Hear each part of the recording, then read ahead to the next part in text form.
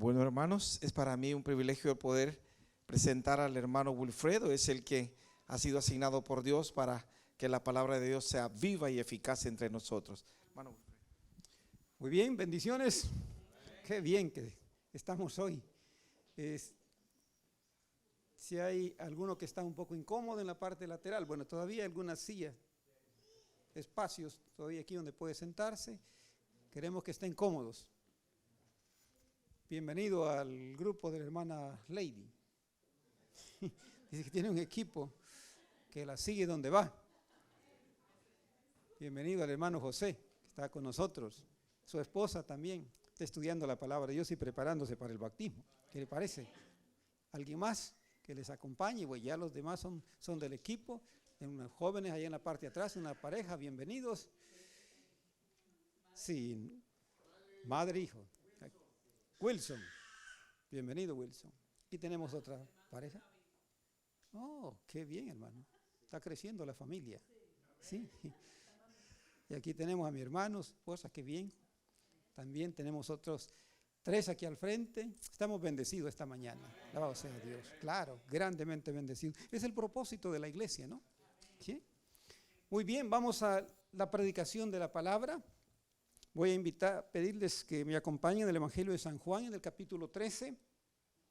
Siempre se nos recomienda dar una pequeña explicación sobre lo que vamos a hacer después del culto en esta mañana, que tenemos nuestro rito de comunión, tenemos la cena del Señor y tenemos también el rito de humildad, para que usted entienda, el que es visita, el que es nuevo. Siempre la inspiración nos dice que debemos explicar por qué estamos haciendo lo que estamos haciendo y mostrar que es la voluntad de Dios, que tiene base bíblica, por supuesto. Y eso es lo que vamos a tratar de hacer en estos cortos minutos que nos quedan. Y quiero dividir el tema en 2 partes prácticamente. La primera parte quizás como una explicación. La segunda quiero llevarlo al objetivo principal que tiene la iglesia de fidelidad. ¿Y cuál es la manera en la cual nosotros vamos a crecer espiritualmente? Y está bien claro en la palabra de Dios, ¿no? Basado en la iglesia primitiva. En el Evangelio de San Juan, capítulo 13, es interesante que los capítulos desde el 13 hasta el 17 títulos, el Señor Jesucristo se dedicó a instruir en las últimas horas antes del sacrificio a sus discípulos. No a hacer milagros, uno podía decir, bueno, había mucha obra que hacer, pero Él se dedicó exclusivamente a estar con sus discípulos, los que iban a quedar, los que lo iban a representar a Él, cómo poder ser exitosos.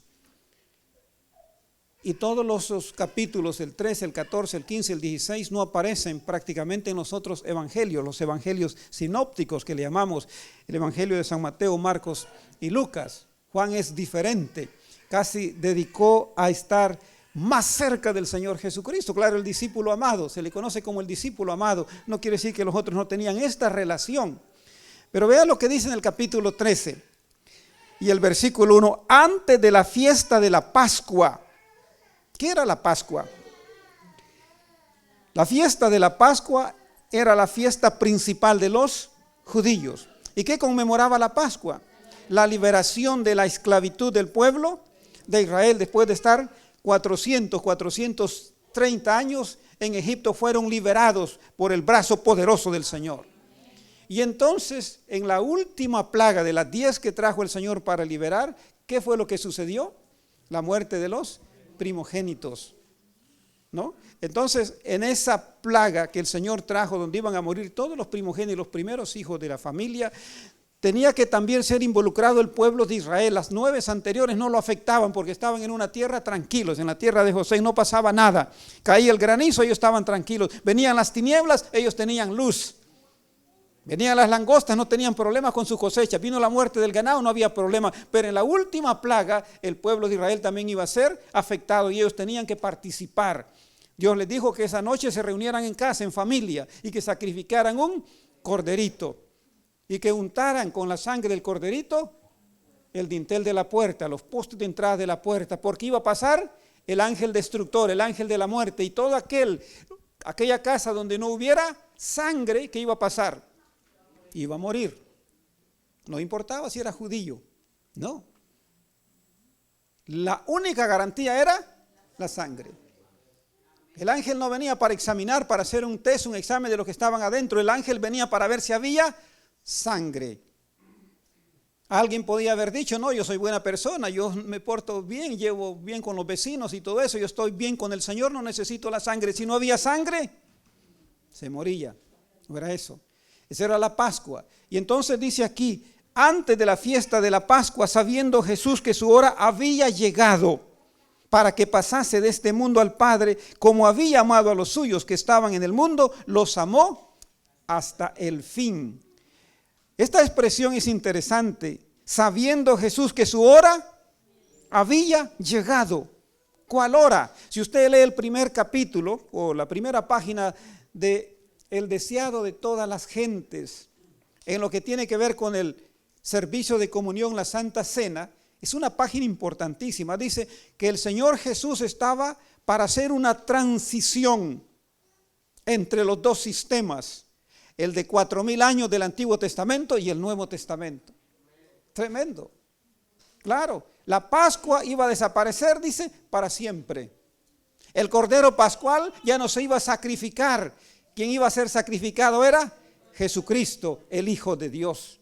Es importante entender esas palabras, qué significado. Esa Pascua iba a desaparecer y ahora venía lo que nosotros vamos a celebrar. El pueblo de Israel celebraba la Pascua, la liberación de Egipto. Nosotros vamos a celebrar la liberación del pecado, la más grande. ¿A través de cuál? El verdadero Cordero Pascual. Recuerde que cuando Juan vio a Jesús, ¿qué dijo Juan el Bautista cuando vio a Jesús? He aquí el Cordero de Dios que quita el pecado del mundo.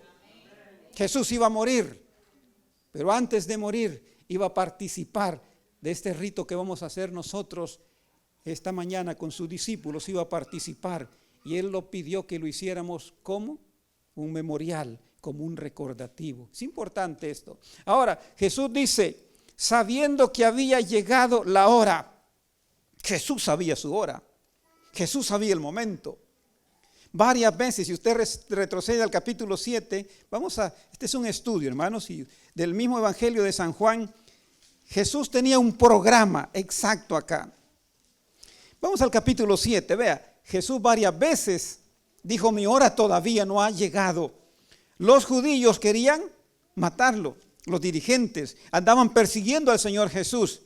Pero, por ejemplo, en el capítulo 7, versículo 6, dice, entonces Jesús les dijo, mi tiempo, ¿qué pasa?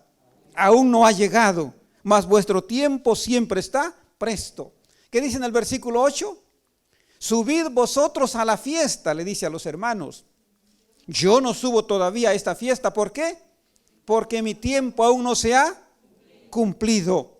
¿Qué dice el versículo 30 del capítulo 7? Entonces procuraban prenderle, matar al Señor Jesús, pero ninguno le echó mano. ¿Por qué? Porque no había llegado su hora. Tremendo. En el capítulo 8, versículo 20 dice, estas palabras habló Jesús en el lugar de las ofrendas, enseñando en el templo, y nadie le prendió. ¿Por qué? Porque aún no había llegado su hora, su tiempo. Qué tremendo. Pero en este momento del capítulo 13, cuando el Señor iba a participar del rito de humildad, dice, sabiendo Jesús que su hora había llegado. Y en el capítulo 7 o 17, cuando Él hace la oración intercesora, qué interesante lo que dice en el capítulo 17 de San Juan. Estas cosas habló Jesús y levantando los ojos al cielo dijo, Padre, la hora ha llegado. La hora ha llegado.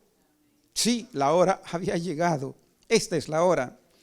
Y cuando cenaban, dice, como el diablo ya había puesto en el corazón de Judas Iscariote, hijo de Simón, que le entregase, sabiendo Jesús que el Padre le había dado todas las cosas en las manos y que había salido de Dios y a Dios iba, se levantó de la cena y se ciñó su manto y tomando una toalla se la ciñó.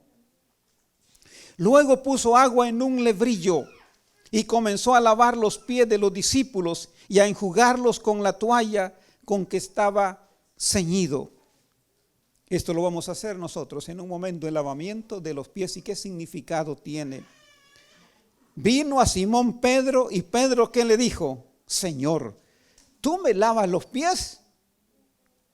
Respondió Jesús y le dijo, lo que yo hago, ¿tú no lo comprendes ahora? Mas lo entenderás después. Pedro le dijo, no me lavarás los pies jamás. Qué tremendo. Pedro era un hombre determinado. No me lavarás los pies jamás, le dije a Jesús. Se sentía indigno, claro. No era soberbia. Jesús le respondió, si no te lavare, no tendrás parte conmigo. ¿Qué palabras? ¿Qué palabras más profundas? Si no te lavare, no tendrás parte conmigo. Ahora es interesante, hermanos, que cuando nosotros venimos a la cena del Señor, nos dice la inspiración que nosotros ya venimos preparados. La cena del Señor se ha anticipado, aquí se ha anunciado con 3 semanas de anticipación. Hemos tenido una semana de consagración con temas extraordinarios durante esta semana.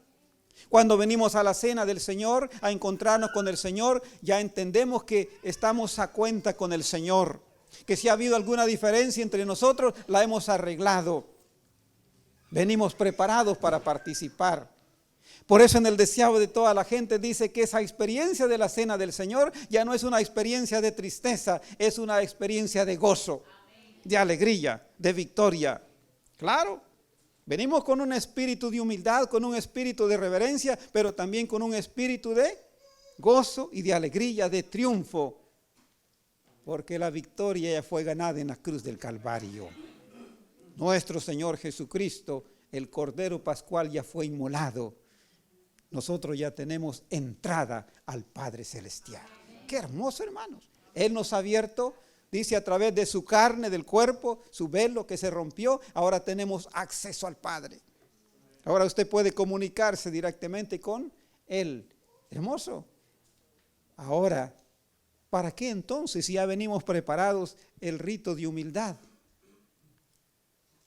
Porque es posible que siempre haya algo en nuestros corazones que necesite un poquito todavía de ser ajustado. ¿Entiende?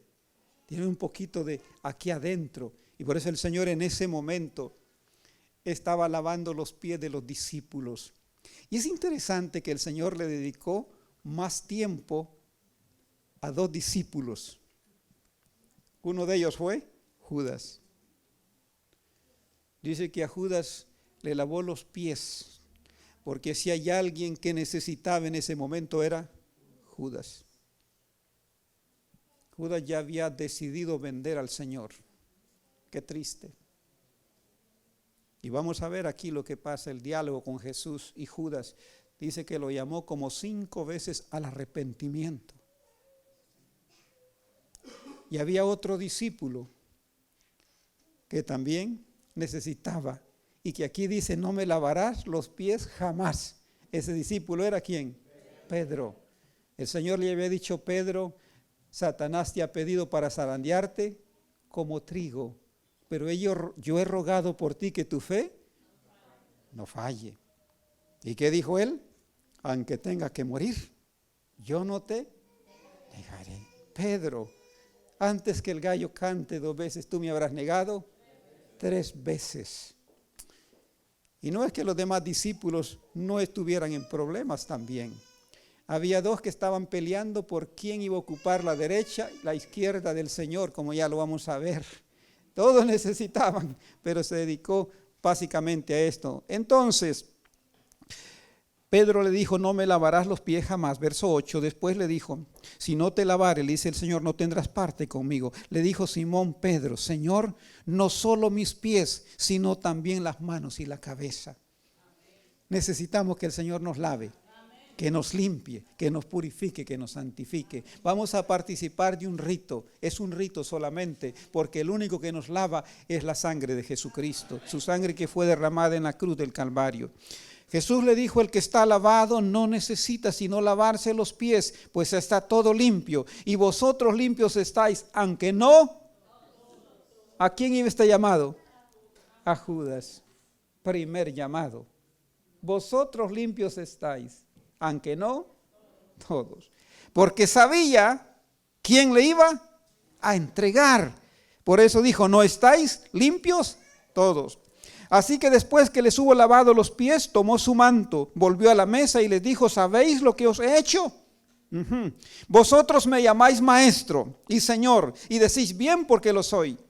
Pues si yo, el Señor y el Maestro, he lavado vuestros pies, ¿qué pasa? ¿Ya por qué participamos nosotros?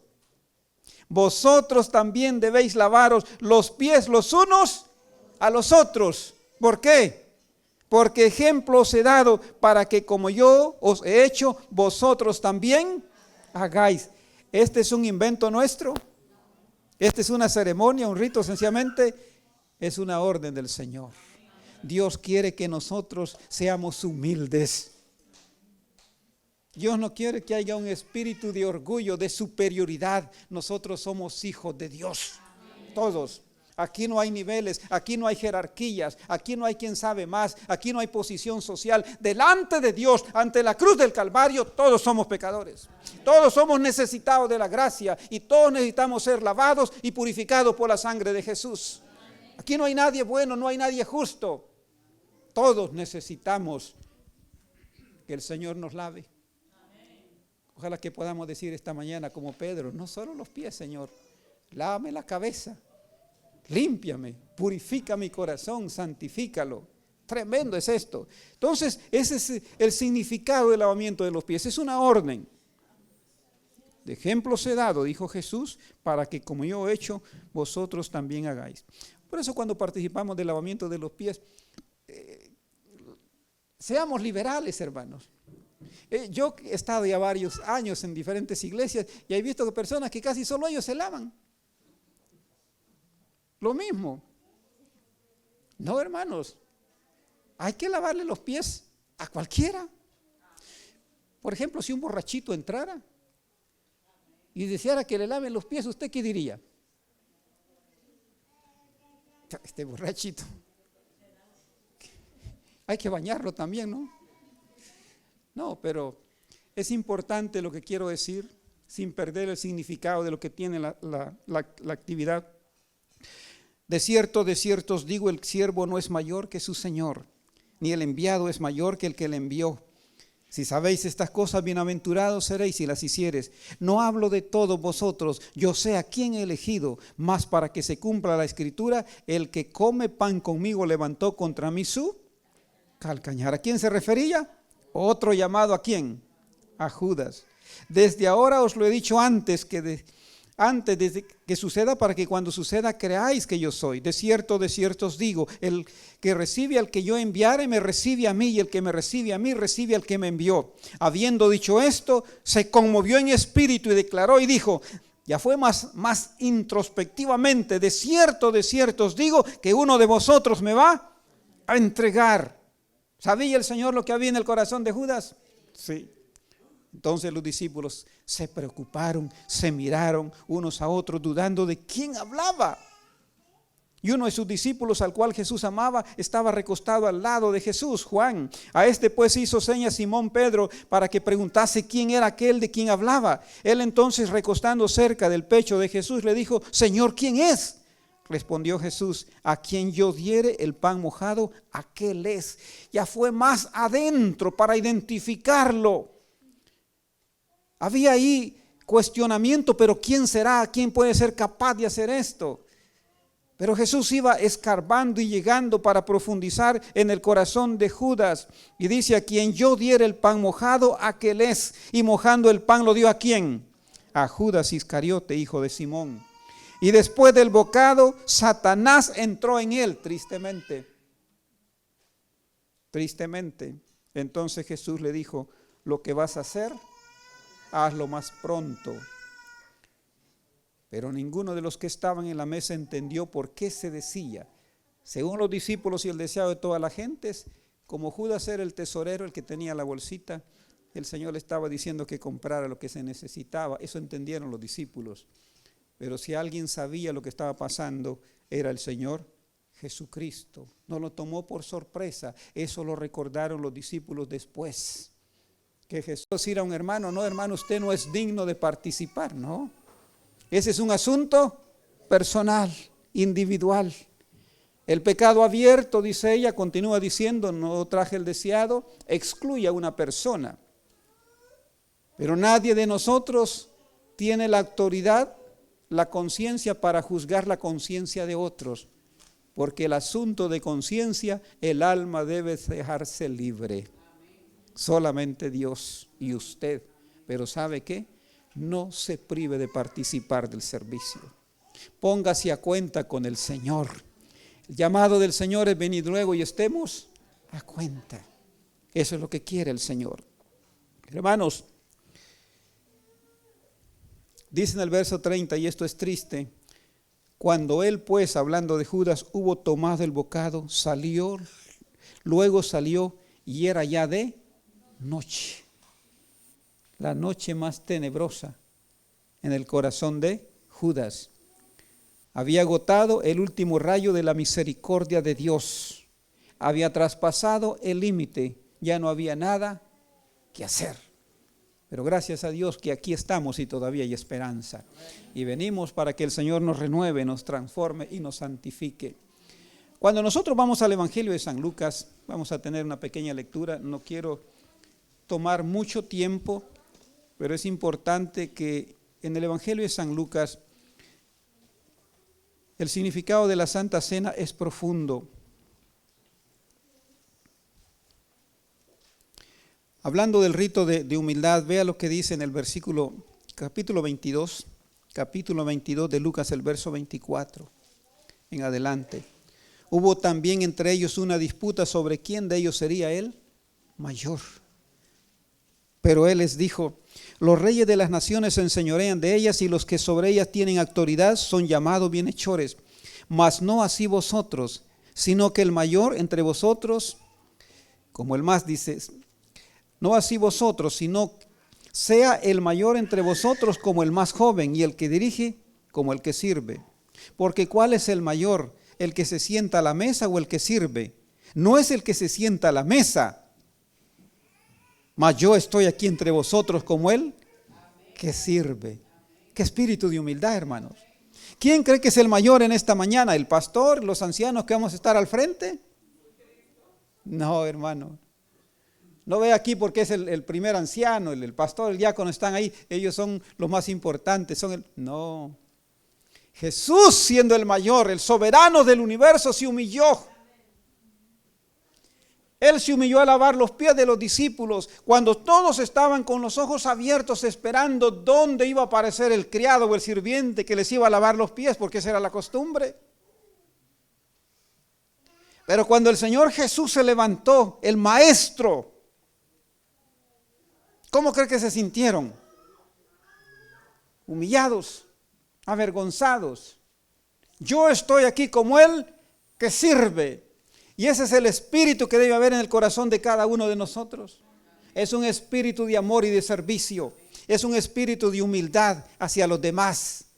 Ese es el verdadero amor del cielo. Haya pues en vosotros ese sentir que hubo también en Cristo Jesús, el cual siendo en forma de Dios, dice, no estimó el ser igual a Dios, sino que se humilló a sí mismo, tomando la forma de siervo.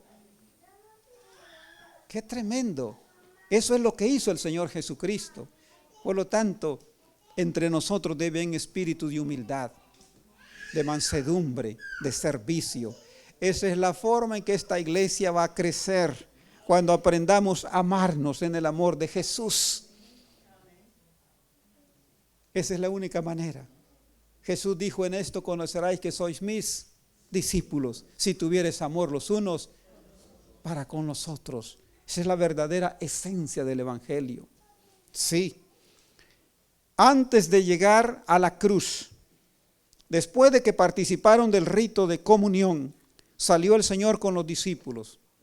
Después de haber participado del pan. De paso, el pan es símbolo de su cuerpo.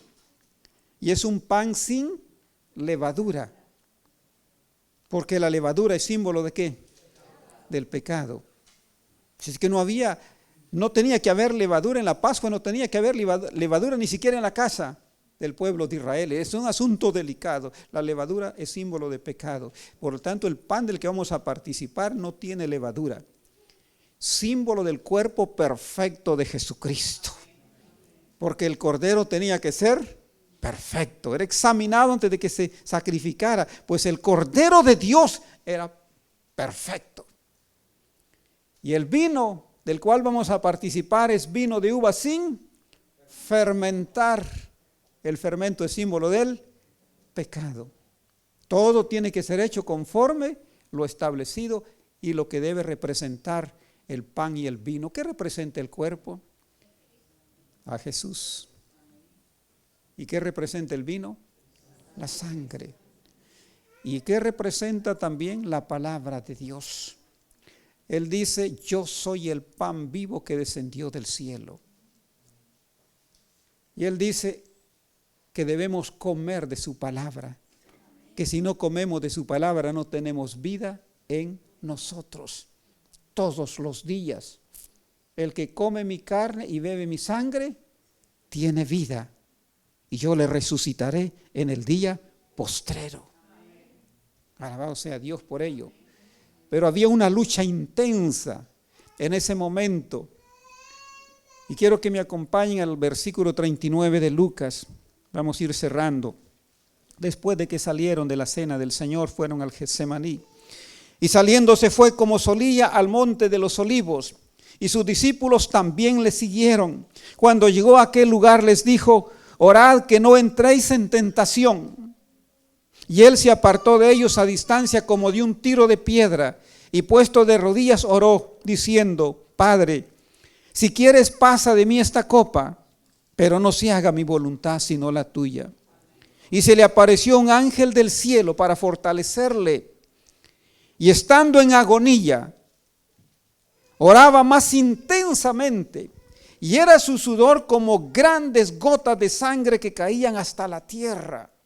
Había dos crisis que se iban a pelear en ese momento.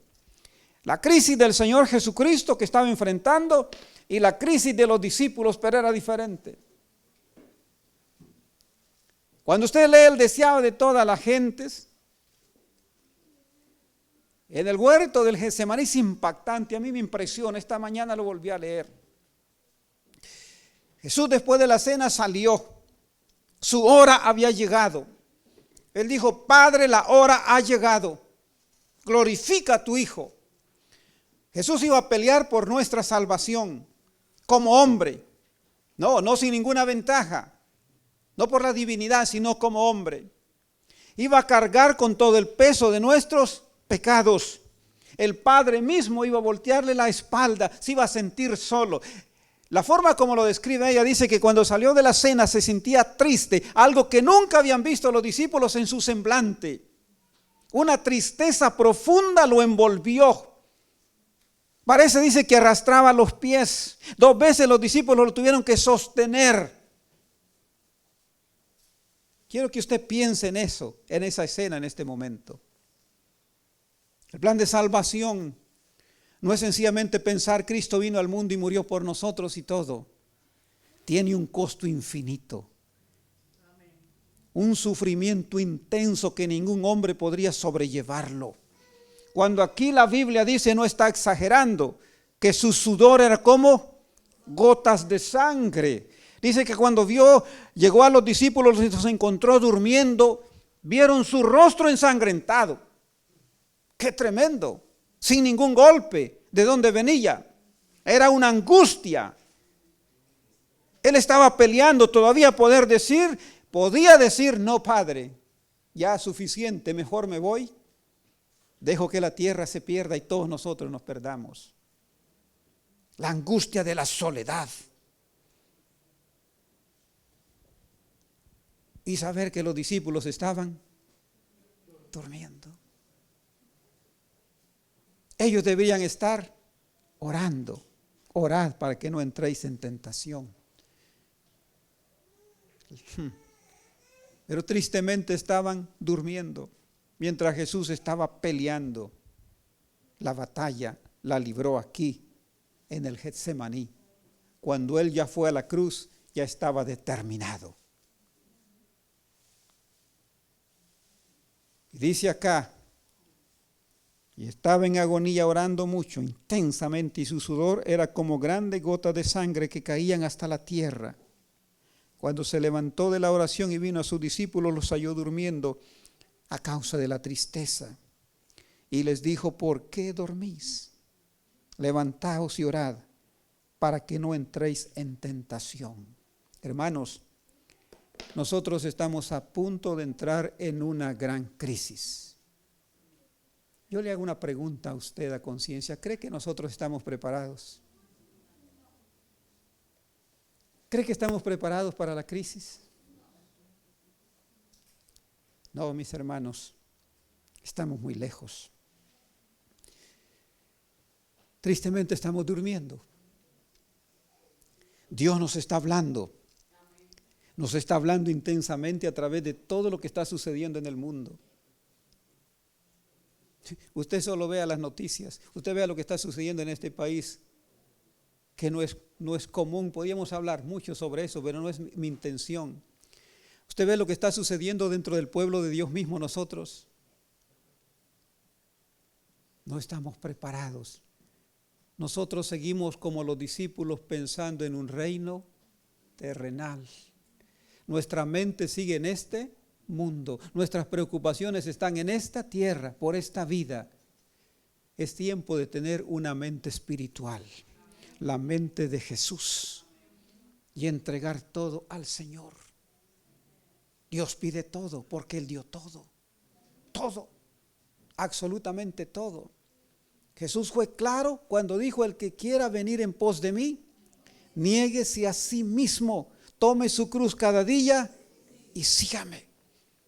Pero hoy tristemente hemos rebajado el evangelio y lo hemos convertido en un montón de sentimientos y emociones. El texto favorito es cree en el Señor Jesucristo y serás salvo, y tú y tu casa, y ahí se acabó. Ahí quedó. Texto como Lucas 14:33 no nos gusta, donde Jesús le dice, el que no renuncia a todo lo que posee no puede ser mi discípulo. Eso no va con nosotros. Crisis de identidad, hemos hablado en esta semana. Necesitamos, hermanos, y aquí entro a mi segunda parte del tema, que es cortito y lo termino. Necesitamos un verdadero reavivamiento. Necesitamos un verdadero encuentro con Jesús.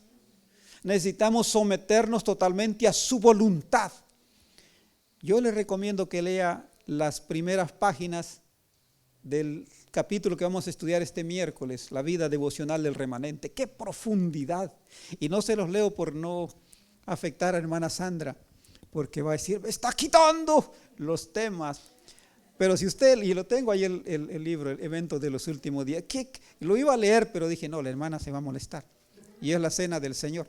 Pero mire, hermano, pero léalo por favor, el capítulo 5 del libro Eventos Finales, que lo vamos a estudiar este miércoles, como lo estamos haciendo, y los hermanos se quieran conectar, que nos visitan, hay que darles también el link para que puedan entrar.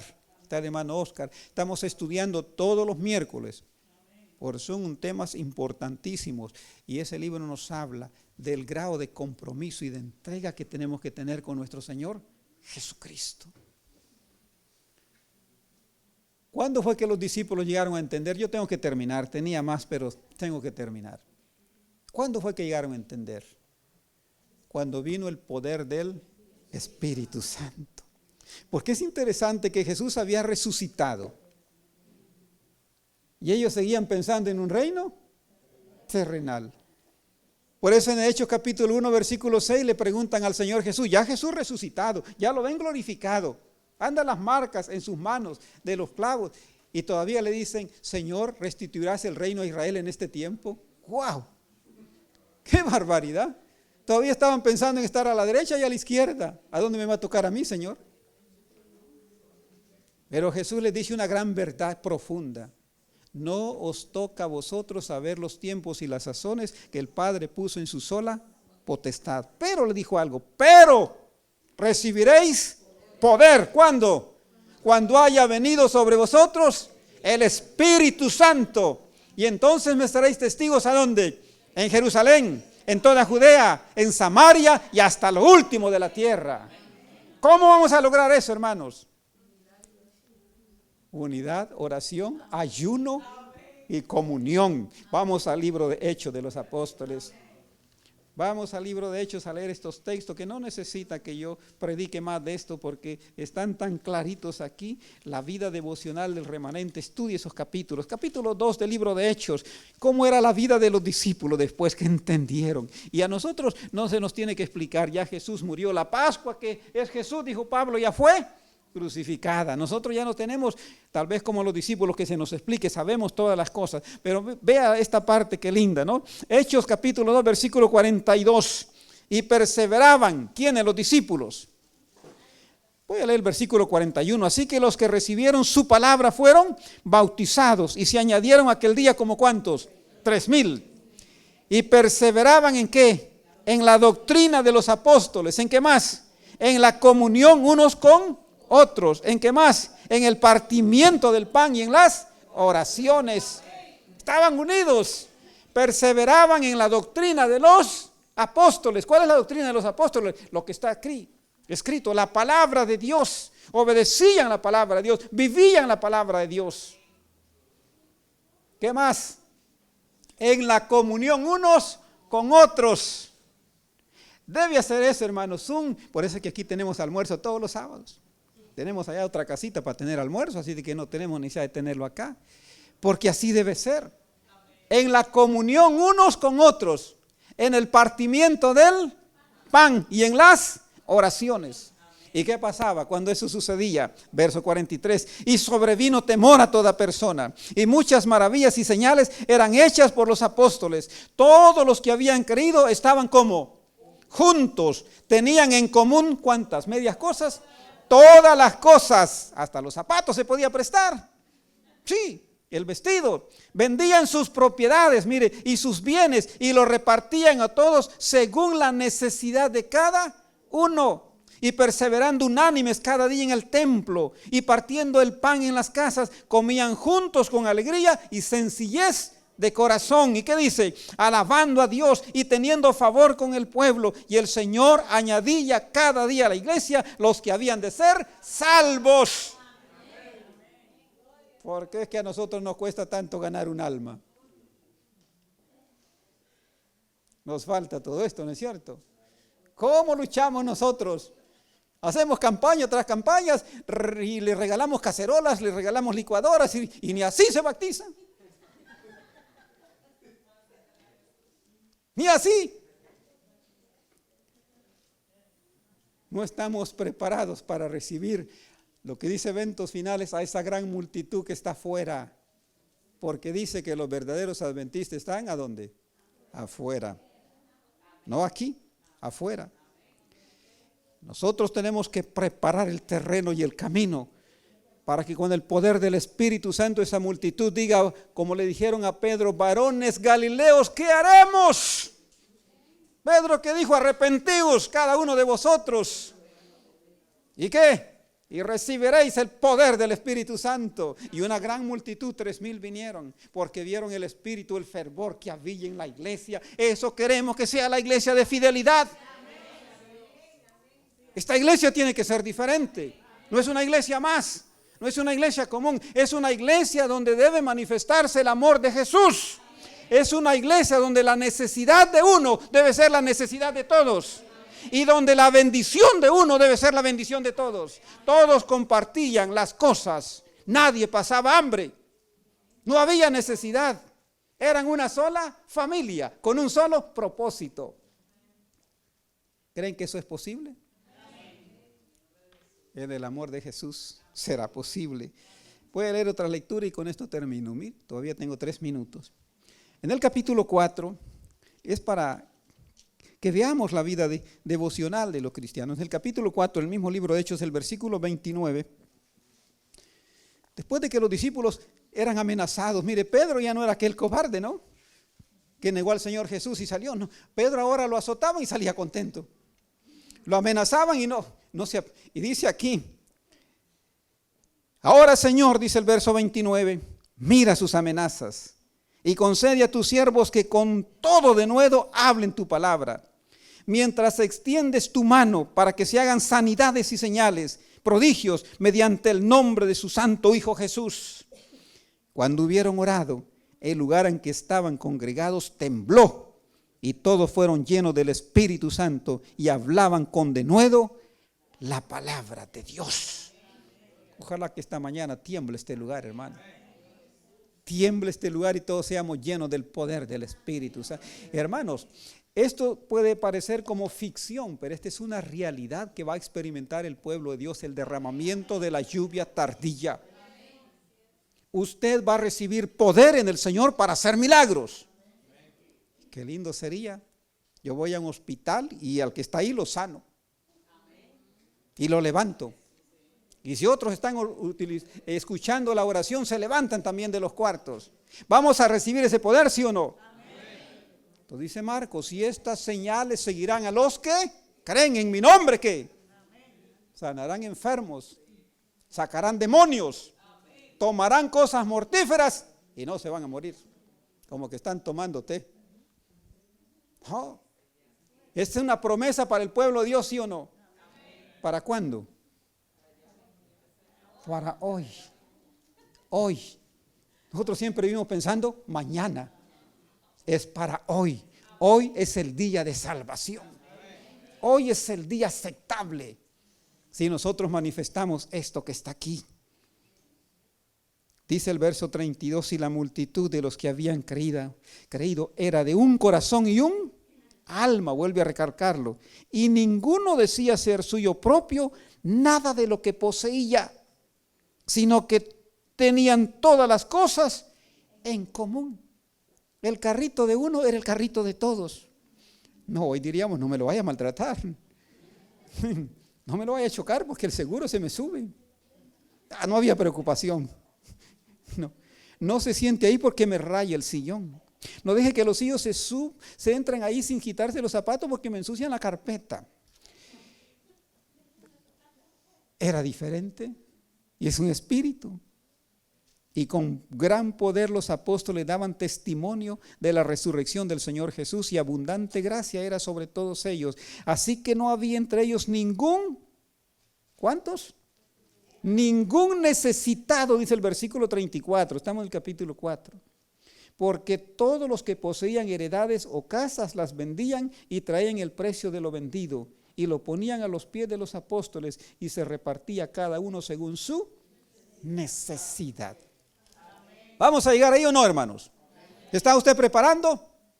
¿O ya lo está haciendo? Hágalo. Si no le da al que tiene hambre, está en problemas. Si no ayuda porque se le desajusta la renta, no. Tenemos que empezar a actuar por fe. Actuar por fe. Quiero leer el último pasaje que está en el capítulo 5 y con esto termino. Todavía tengo un minuto. 5, 12 al 16. Dice lo siguiente. Y por la mano de los apóstoles se hacían muchas señales y prodigios en el pueblo. Y estaban todos unánimes en el pórtico de Salomón. De los demás, ninguno se atrevía a juntarse con ellos, mas el pueblo los alababa grandemente. Y los que creían en el Señor aumentaban más, gran número así de hombres como de mujeres.